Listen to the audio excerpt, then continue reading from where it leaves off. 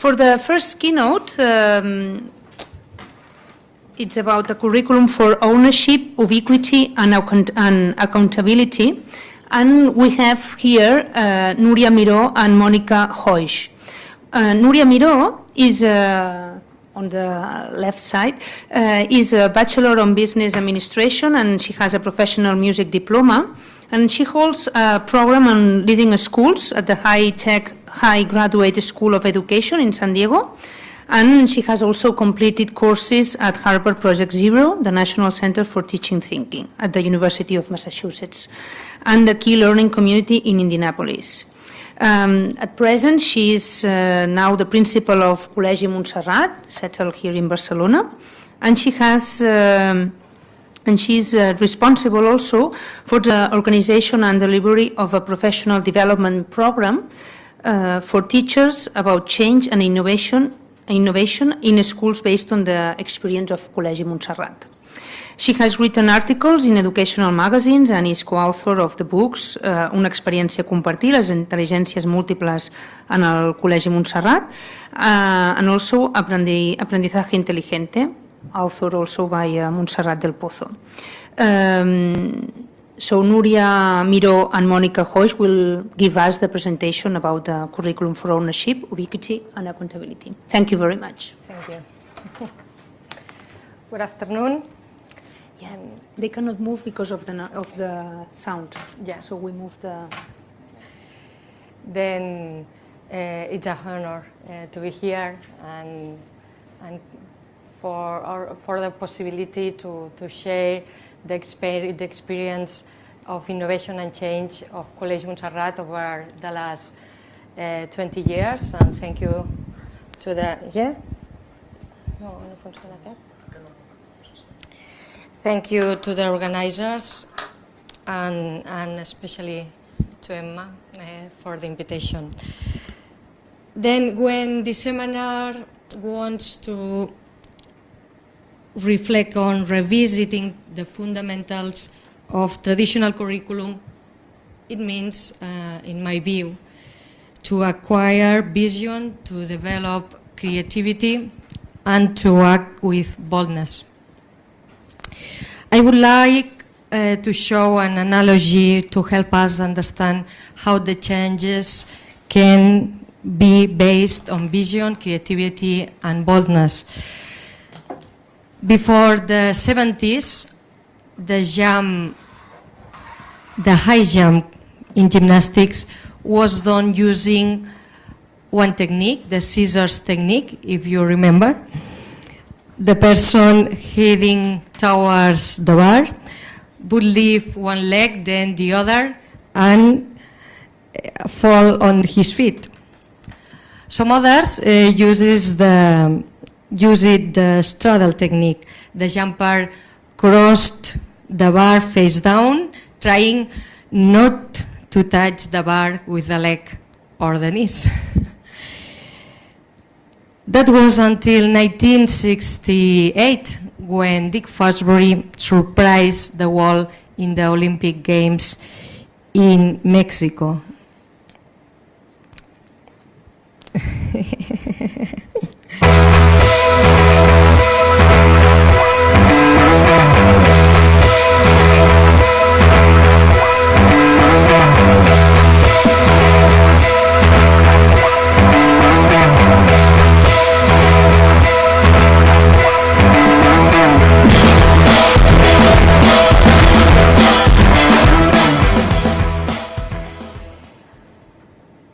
Yes, he landed on his back and stood up immediately. Dick Fosbury reinvents the jump, no? The high jump competition. And I think it's a great example of creativity because he did the three fundamental things to consider something is being creativity. First of all, he did something different. He did something original. He jumped backwards instead of forwards. But if jumping backwards he had been the last, he would have been known in history as the crazy man of Mexico. The truth is that he was the first. He jumped higher than the others and won the gold medal. This is the second premise, do better. Do something different, but do better, do it better. But if he had done this because he was an exceptional person and had, for example, a very, very flexible back, he would be remembered as a special first person who did something unique in the history. But it was not like that. His way of jumping almost forced, from that moment, all competitors to jump like him if they wanted to reach the same height. Then doing something different, doing it better than others, and done it, and to become the new model or the new way of doing, it calls for vision, for creativity and boldness. What does to jump backwards mean for us? How can we do things differently, getting better results, and being able to replicate it in other educational contexts? It means for us to create a framework for sustainable innovation. It means being open to discover the drivers of change. It means to reflect on the things we do and the things we can do into account those drivers. And it means being creative enough to start specific actions and evaluate them afterwards. And it means to keep growing, being open to new approaches, to respond to the new drivers of change. This makes for us the innovation sustainable as we live in a context that is continually changing. Because today we think the paradigm is in the process. So if we want to rethink the curriculum, we need to ask for which kind of the world we are teaching. We need to understand what those drivers of change or mega trends are, and we need to understand how these big trends shape future learning. We are in a changing environment and we need to keep learning always. There is a certain agreement about those big mega trends or drivers of change. We can mention them like biological revolution, like globalization, and with digital revolution. The question is, how do we need to rethink the what, the who, and how of learning as a result of these changes, and what is our role as responsible 21st century educators? We are going to see all of them. Then about biological revolution, now the Brian research tells us about the potential of learning for the creation of our own identity. Not only do we learn about cells, especially we learn about ourselves. The selves, the probability, the Cervantes readings, especially learn through them, we can learn about ourselves, build our own life, and encouraging students to be agents of their own learning, we also help them to perceive themselves as the human beings they are. Now we know that there are two types of systems in our brains.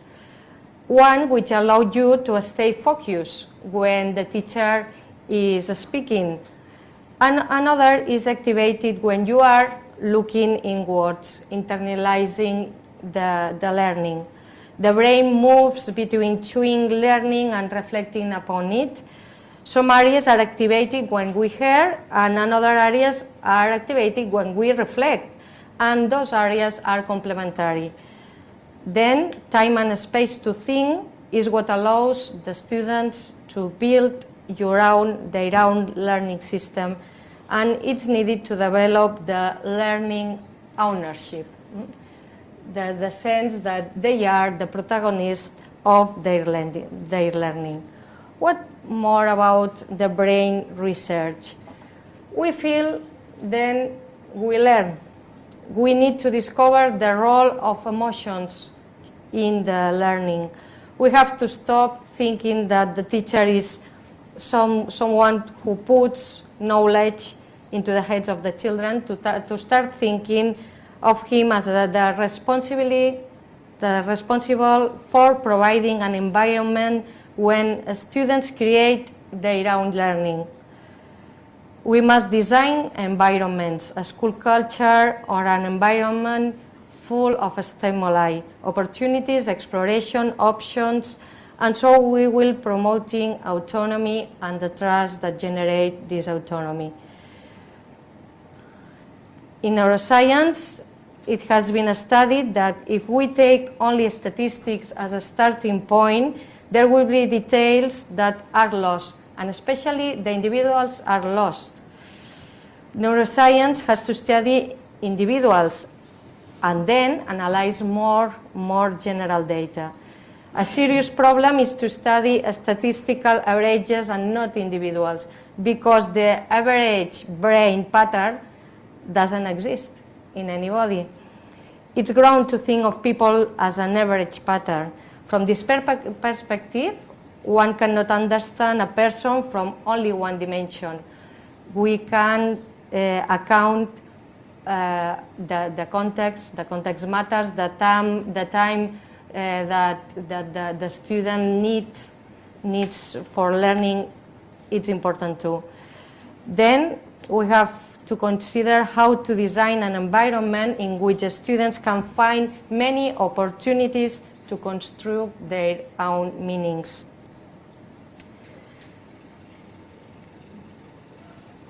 These research in this area, in the neurological area, support then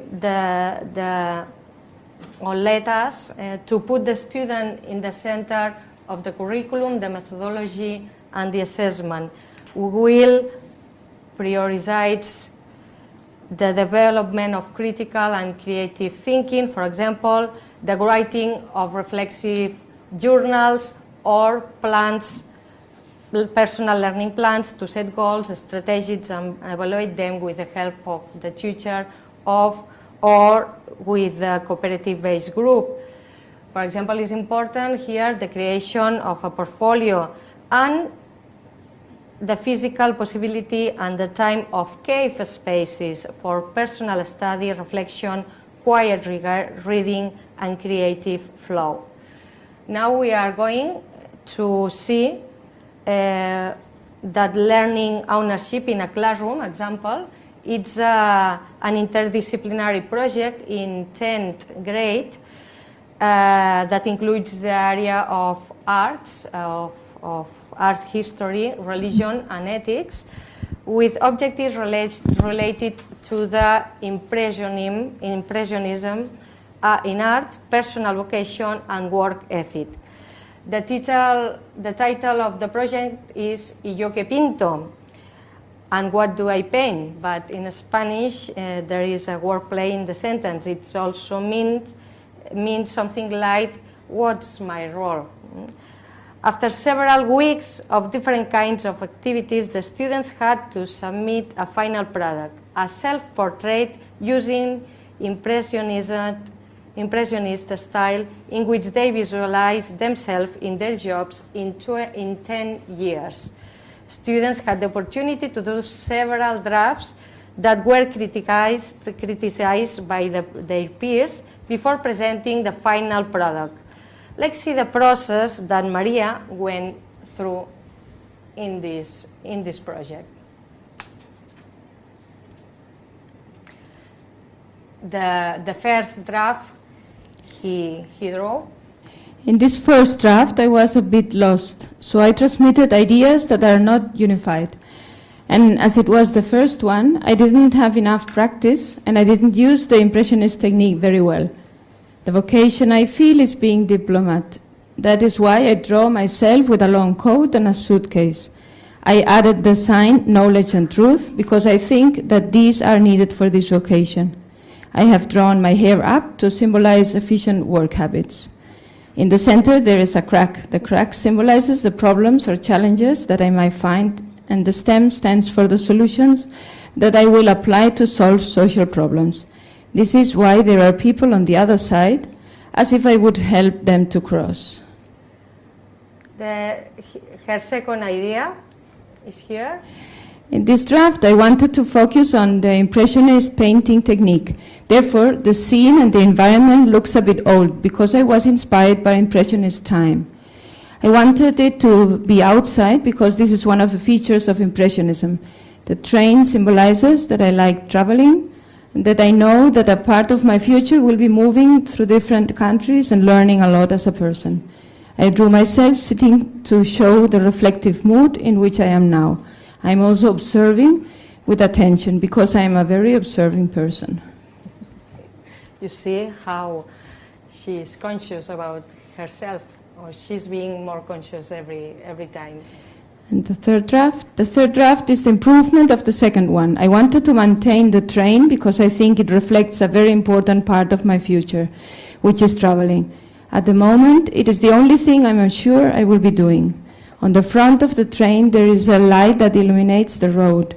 I think it is a good metaphor of how traveling will offer me a better vision of the world and will enlighten my thinking and also spiritually. In this variation, I wanted to paint myself closer to stress the importance of the person.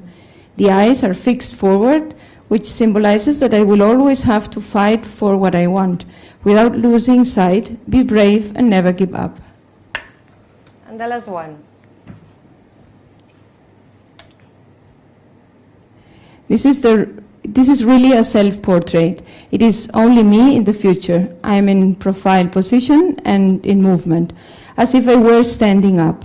This means that I will never stay seated waiting for life to pass, but I will stand up and fight for what I want and serving others. As in the previous draft, I have an intense and reflexive look.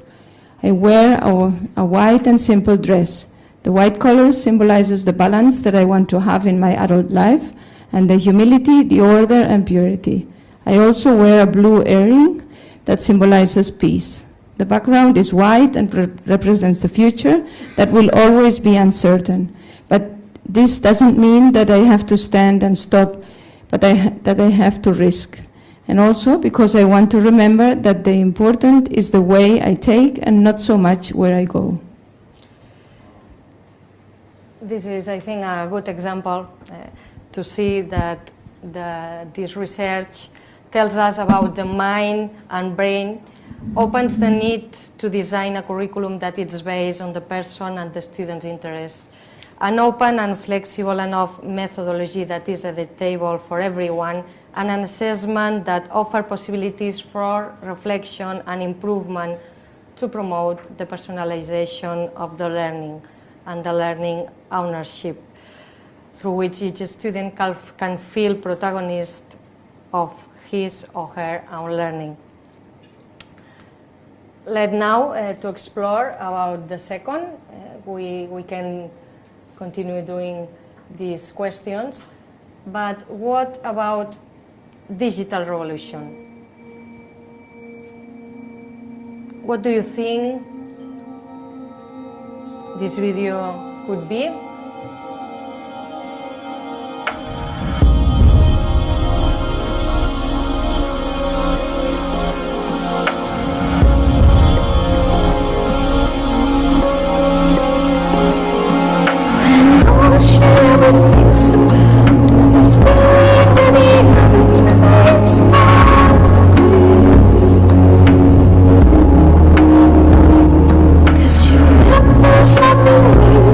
She's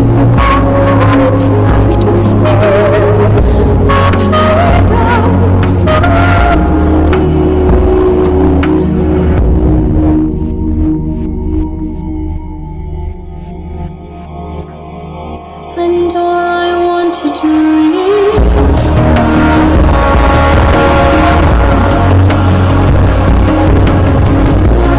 it's a global choir creating for individual contributions of hundreds of voices from around the world as digital videos. Almost 6,000 singers from 101 countries. Singers from 6 to 98 years old.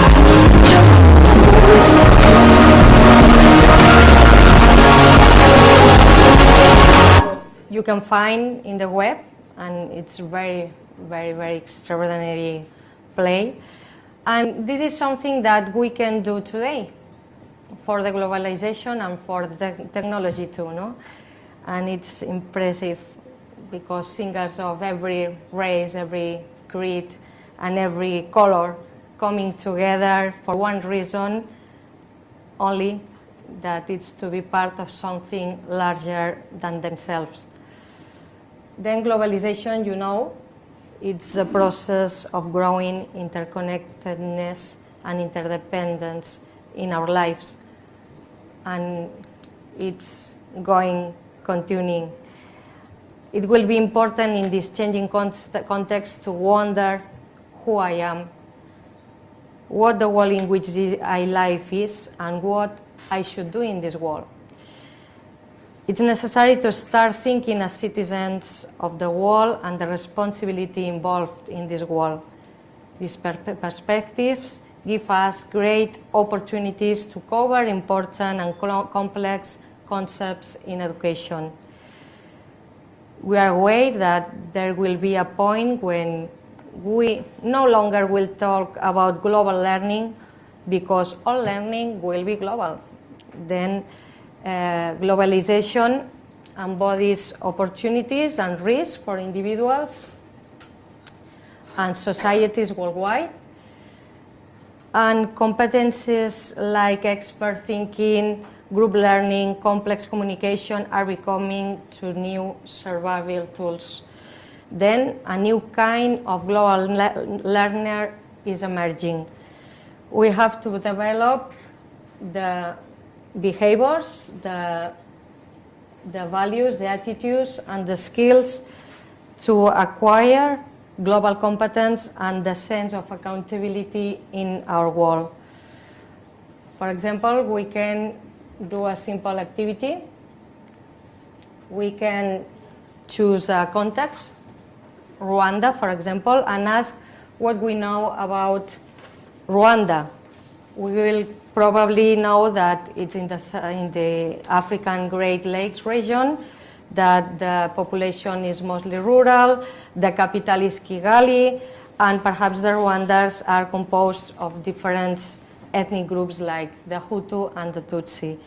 And that in the 90s there was a terrible genocide. Perhaps then we can extend our understandings with a documentary like this.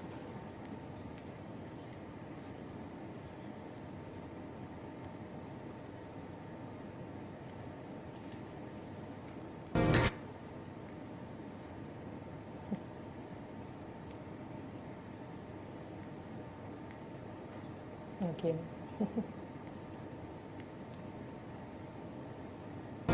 This month marks the 20th anniversary of the genocide in Rwanda. Over the course of 100 days in 1994, a murderous ethnic killing spree took the lives of nearly 1 million people there. Special correspondent Fred de Sam Lazaro reports on the efforts underway even now to reconcile the rival parties. Fred's report is part of our series, Agents for Change.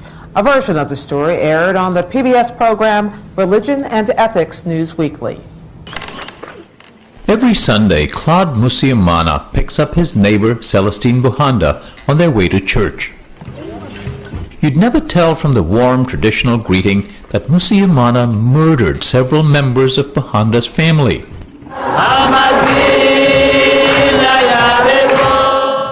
It's It's a friendship as unthinkable as the homicidal orgy in which Hutus like Musiamana took nearly 1 million lives among the minority Tutsis like Buhanda, as well as some moderate Hutus. Growing up, I remember my grandmother would tell me how bad they were. In 1994, when we started killing people, the local leaders were supporting us. I did it freely. There was no blame, this is a no story consequence. of reconciliation, a very, very hard story.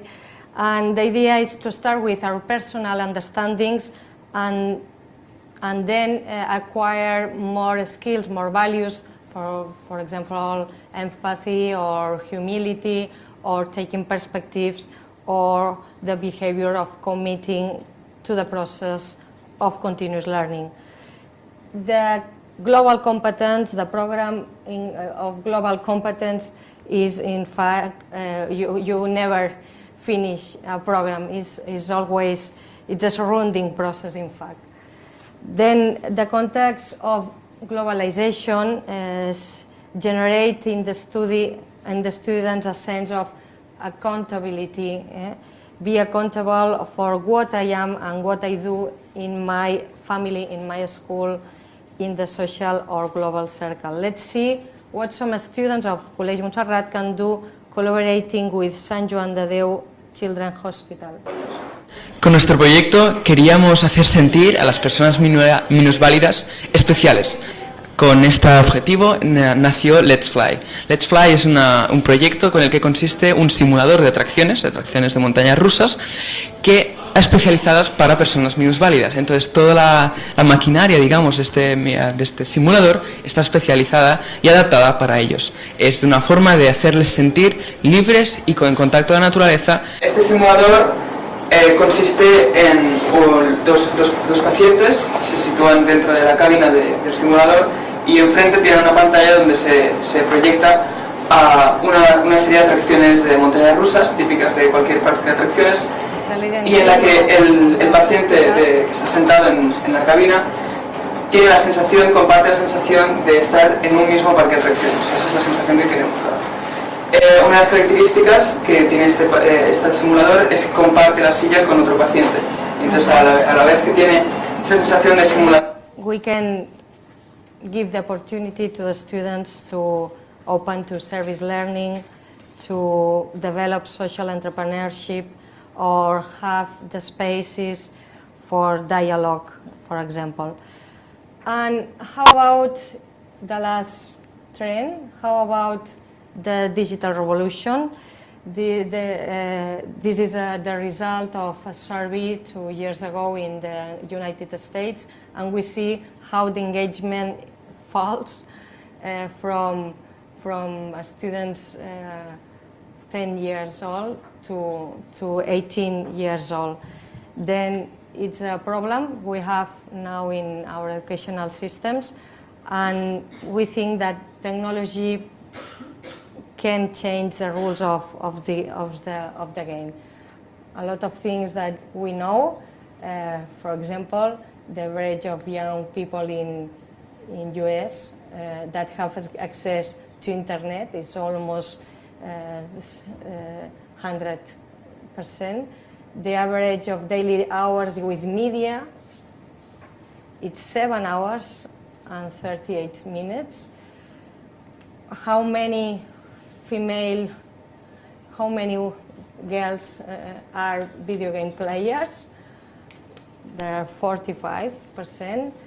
And the text message that young people send in a month, it's very, very big too. Then we know that they are in the abundance of information and connectivity, and there is an enormous opportunity to use the tools embedded in the context. Then the challenge is to develop an ecosystem of digital media aligned with their interests and their goal. We know that the major motivations for them are social relations and personal interests, and the challenge is this connected learning to get the intersection between the interests of youth, the group culture, and the opportunity.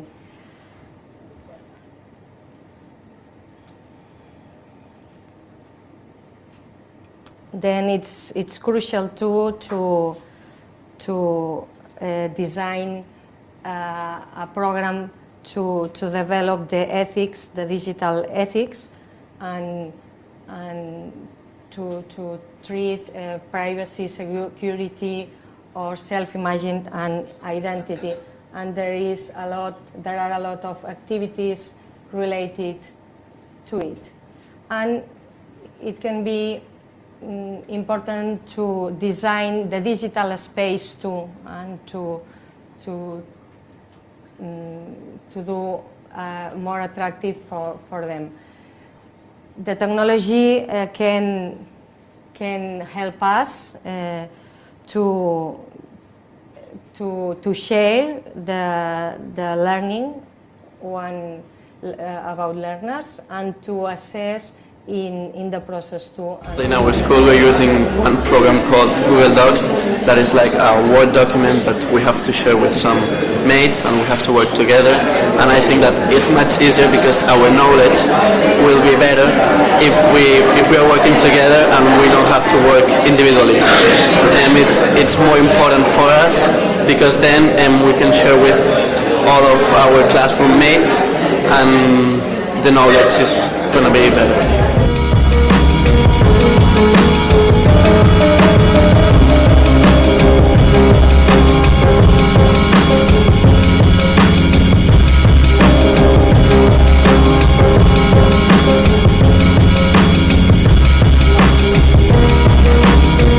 We have 4 hours of English B per week. 2 hours will be dedicated to the projects. The project is a mission. I give them the world, the Anglophone world, and they choose a particular Anglophone or English country, and they need to travel in time and in space. In other words, we can't simply return to the strategies of the past. Before we did that, what we do is starting with the CNN news or Euronews or BBC News, and then we watch the news together. 2 debaters come out, they already know that beforehand. They come out and they comment on a particular piece of news that they've been hearing out. The rest of the people cannot just sit and listen. They use Moodle using a forum. So what they do is in reply to Mr. I believe that, and they share their opinion, which also provides some feedback to the debaters, and they actually concede afterwards and give some deep thought of their performance as a debater as well. I think that also the correct thing to do. What I do is assessing, especially the techniques, what they're doing. I'm filming them, I'm taping them. Once I got home, I really focused on the techniques they've been using in the debates, the pitfalls they've made, the idioms they've been using, the fillers. So we have rethought learning in the light of this great changing context, these 3 changing contexts, and I would like to conclude with a little great story from Gandhi. As Gandhi hurriedly boarded a train that was beginning to depart, one of his sandals fell onto the tracks. He immediately responded by taking off his second sandal and throwing it onto the tracks, so that later somebody would find both sandals and have a pair to wear. What's arresting about this history, or this example, is the speed with which Gandhi acted. He immediately reframed the situation from being one of personal loss to being one of someone else's gain, and was in a position to act effectively. I imagine a lot of people might think of the solution, but perhaps several minutes later when it would be too late.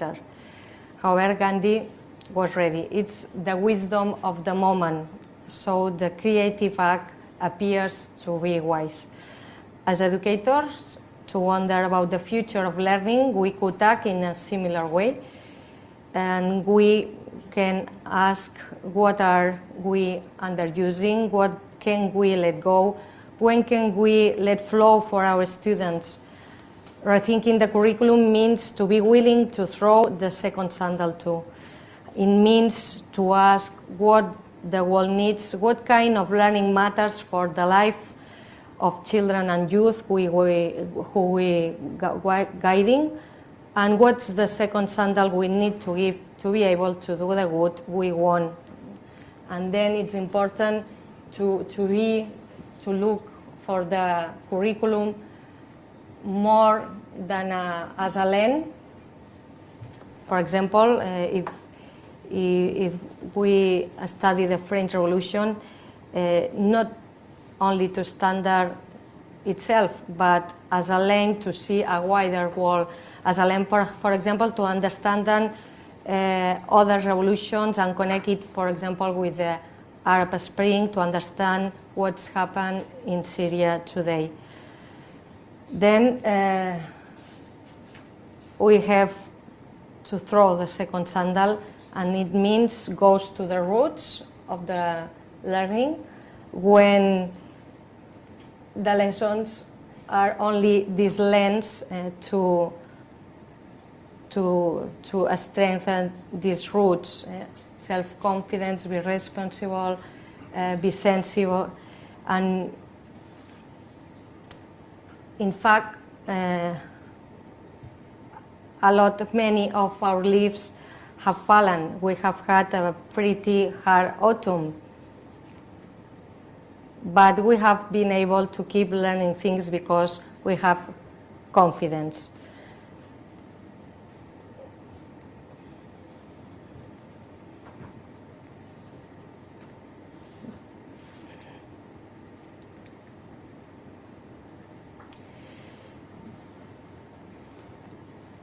This trend explains the change of roles.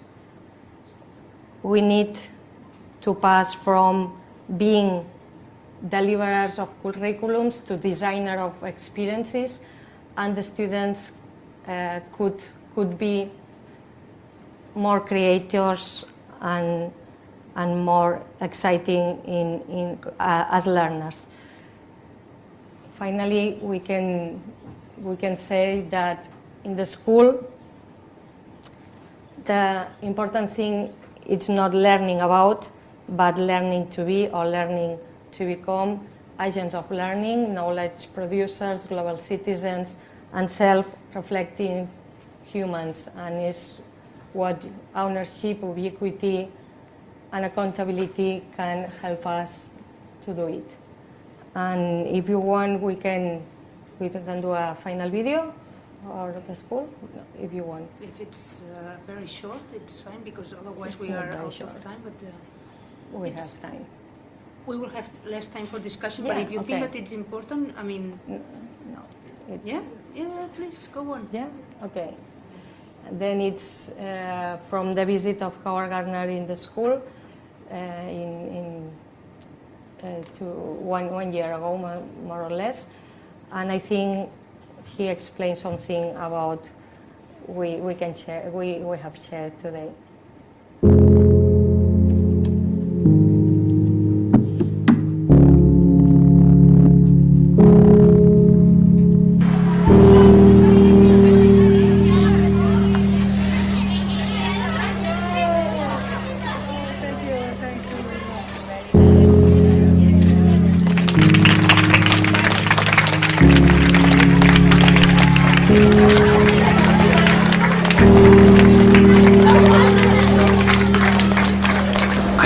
Not remember the details, and it would be wrong to pretend that I do, but let me say that I thought the school 10 years ago was a very good school, and I was happy to keep contact and to have colleagues visit and so on. But when I saw it in 2013, I said, this is an amazing school. So I think it's become either more of the way that it was, or better the way it was. It's much larger, and of course it's much more wired than it was before. And there's the use of ideas from Project Zero when I worked, their connections to the Design for Change in India, their connections with robotics in Lego, And in general, I think it's a school that really it's operating now on the world stage, not just on the Barcelona stage.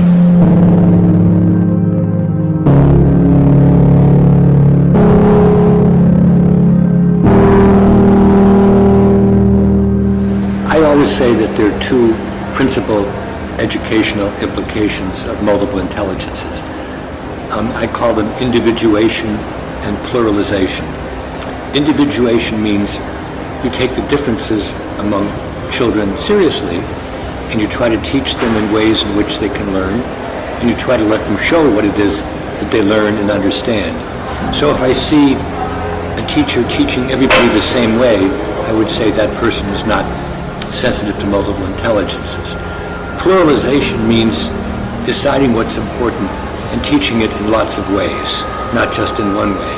And so again, if a teacher says to me, Johnny, there's only one right way to learn this, and Johnny didn't learn it that way, so he'll never learn it. Again, that's a very non-multiple intelligences way. The other thing which relates to multiple intelligences is you should have lots of different opportunities in school to make things, to try things out, and nobody should dictate to you, you have to do it one way. The important thing is to be able to do it, and you can decide which way. So those are the kinds of signs that the school is multiple intelligences, whether or not they've ever heard of me. There are many places where they have all my intelligences displayed on the wall, but when I look in the classroom, I say they're not taking the multiple intelligences seriously.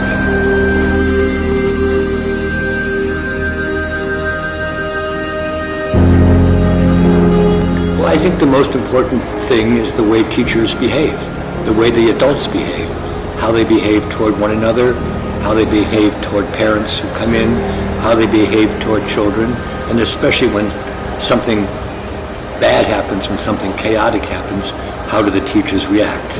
I always say, children never listen to what adults say, but they always notice what adults do. The other thing is when there's a problem in school, let's say some children cheat, how is that handled? The children are watching very carefully to see what happens when somebody does something unethical or somebody hurts somebody else or somebody spreads a rumor.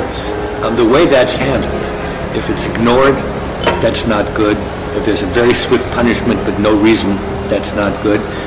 Children need to understand the reasons why we don't think certain things should be done, and if we don't explain and engage and try to model something better, then we can't expect there to be a good classroom. The internet is very global. You can approach anybody in the world, anybody can approach you. Anything you ever do or say, you have no guarantee that it won't last. So you have to. So in that sense, the internet is completely global. But to use an American metaphor, the internet is also a Wild West. All sorts of things which we assumed about privacy, about ownership of intellectual property, about trustworthiness, that has to be completely reinvented in the internet. And nobody knows how to do it. In the United States, we tend to be more liberal about these things. In Europe, you tend to be more controlling, but nobody has figured out the right way. I think that, or the best way. I think that the invention of the internet is as dramatic as the invention of printing 500 years ago or the invention of writing 2,000 years ago. So it's going to take some time to figure out what it means to be ethical on the internet, and there are going to be lots of casualties. I mean, you know, there are children who commit suicide after they get bullied. It used to be if you got bullied at home, at school, and then you went home, you'd be okay till the next day. Now you can be bullied 24 hours a day, and we don't really know yet how to manage that.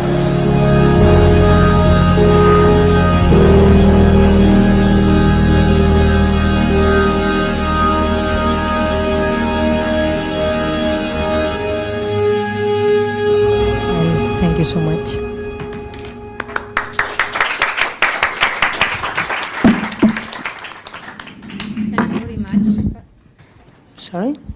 Thank you very much, Núria and Monica, for this inspiring presentation. I think that it was really worthy to have less time for discussion but to watch the video. And we have only 5 minutes for discussion, but still some time to ask some questions if you have any. Or there's any question? You have one question? Okay. Oh, yeah. Always I also have a question that I want to... I'll try to be quick. Thank you. The globalization issue, you mentioned about globalization. How do we prevent intellectual colonialism from occurring as a result of globalization and digital? Because you can export education, for example. I mean, the British and the Spanish have had attempts at colonialism. Surely this could be a way of doing it through the digital means. How do we encourage learning and access to learning, but at the same time avoid intellectual colonialism?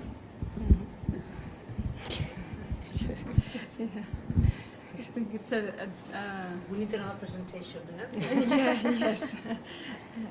I think there is an effort to rethink this and to try to, as Dr. Howard Gardner also says, that nobody knows. There are many things that they're really so new that it is trying to really reflect, using these ideas of reflect and using what is happening, little things in small scale that are happening in everyday life, and trying to reflect upon it and then see what this can mean in a broader sense. So that's why she was commenting about this need to have it in the curriculum as something to really systematically develop from the little ones to high school. Really think about what are the implications of this world access and what can happen and what's really happening nowadays.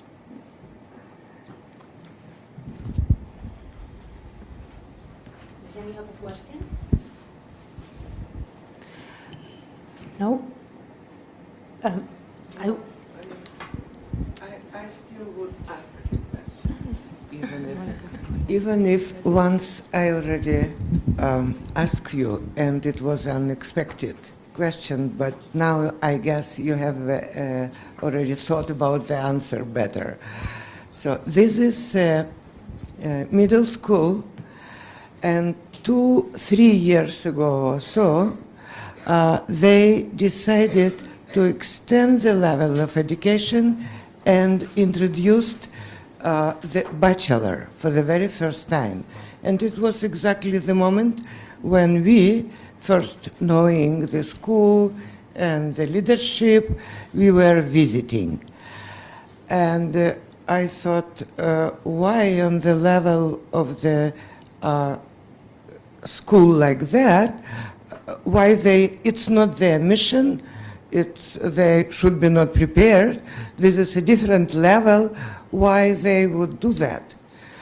But nevertheless, there was no answer at that time. But now we were traveling a little bit together, or rather met in the travel together, and I asked being in the airplane the same question. So what happened and why you did this? And I noticed that you are now mentioning this is a very significant step. And my question again, why you have extended the path for your students, and when you think it was the right thing to do or not?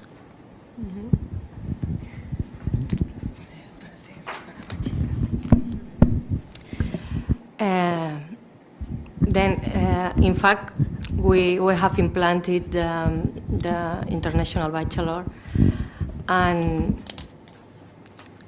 we realized that the way we do things fits very, very good with the idea and the philosophy in the international bachelor, and it's because the program prepares for the life not only for an exam or for the degree, but for the life, to be self-confident people, to be proactive, to be social people, to yeah yeah and especially I think the students in College Montserrat are deeply thinkers. I think it's a key to change the things when you put a culture of thinking in the classrooms, and you waste time think with deeper thinking. Thank you.